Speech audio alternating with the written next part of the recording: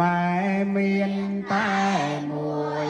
ត្រូវព្រួយត្រូវចិត្តស្រ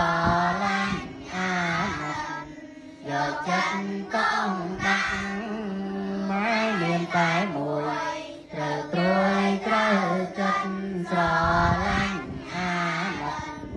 យកចិត្តต้องដាក់មើលថែឲ្យល្អបើវ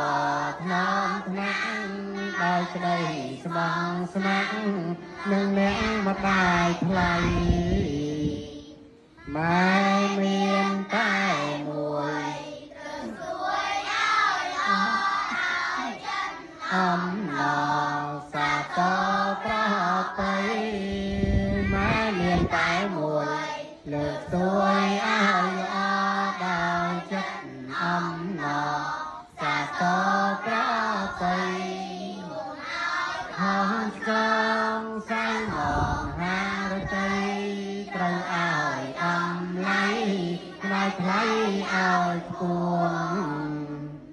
ម៉ែមានតែមួយគឺជួយរាំងសាថ្នាក់ថ្នមចិនដាពេលម៉ែនៅរួមម៉ែមានតែមួយ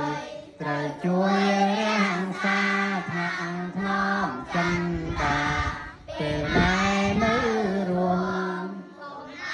សោកស្ដាយអាណិតស្រ